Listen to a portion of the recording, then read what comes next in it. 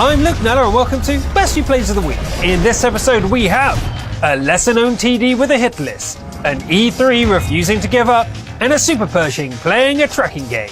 Let's watch!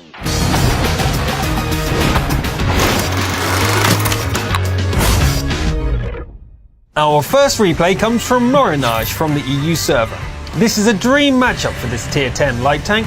An encounter battle on Malinovka has a lot of carry potential, if you know the right positions. So Morinage, can you show us one? Some nice opening spots, and even a bit of damage.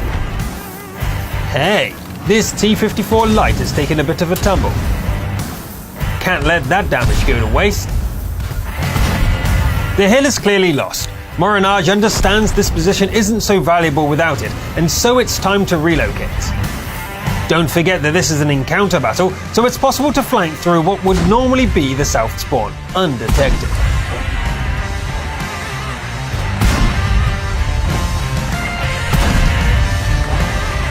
Even with all this flanking damage, our list of allies grows shorter by the minute. Time to reposition again. Not that way. That's more like it.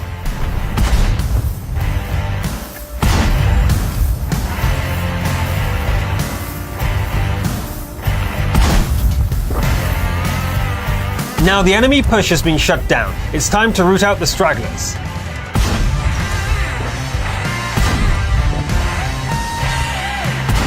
This could have gone better, but there's only 3 enemies left now. Look into their ammunition. Our hero realizes it is running low and will need some support from the final friendly. Working together, they agree to take the hill and manage to shave some HP off the enemy T-54 Mod 1 along the way. The arty has started a capture. This isn't a problem in encounter. There's plenty of time for our hero to set up a crossfire. Everyone, keep an eye on that ammo count.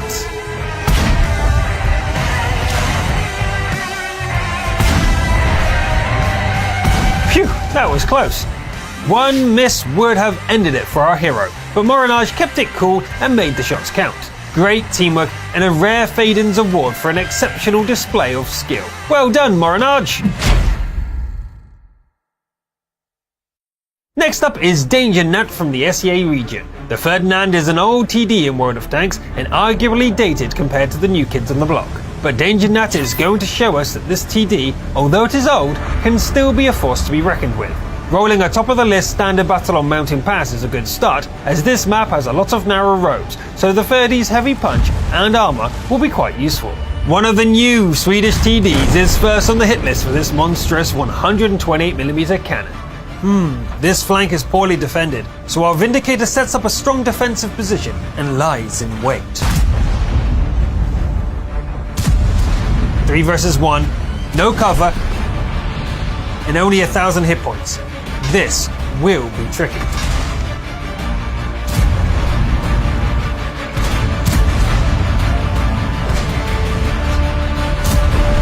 With some keen support from the AT-7, the foes are vanquished and the flank secure.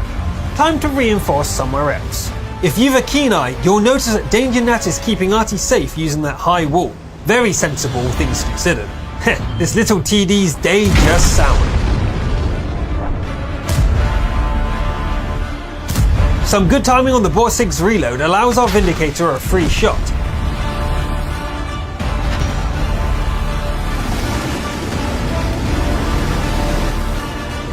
And another.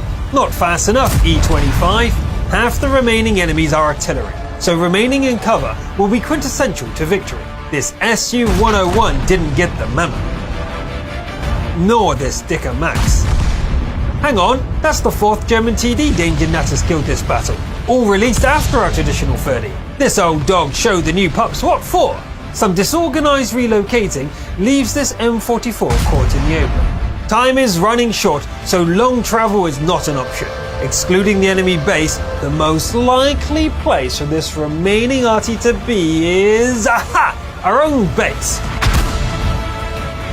Gotcha! With just 7 seconds left on the clock. Talk about a close game. 11 kills and over 1,800 base XP plants our Top Gun award firmly upon Danger Nat's barrel. Now we go back to the EU region for our Confederate. AIM-X is driving the recently buffed M48 pattern. It has now become one of the most powerful mediums on the battlefield, in the right hand. And on Fisherman's Bay, there are many opportunities with many ridges and long ranges that this American powerhouse can put to good use. A good player knows the importance of an early HP lead. Ouch, maybe not as much of a lead as AIM-X expected. Since there are no artillery units, some active play on this middle slope can yield good results. The enemy is advancing through the town, but our Confederate knows all the angles like the back of his hull. This ridgeline provides an excellent spot to set up and support what remains of the eastern flank. But in the same moment, the Western Allies' push has been wiped out. Now there are enemies on both sides, so being careful when exposing is paramount.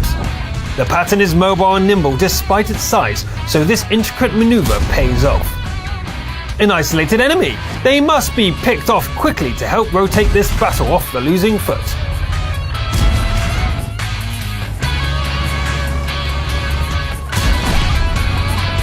The T-44 is doing a great job of keeping the enemy spotted. Perfect opportunity for a double bush.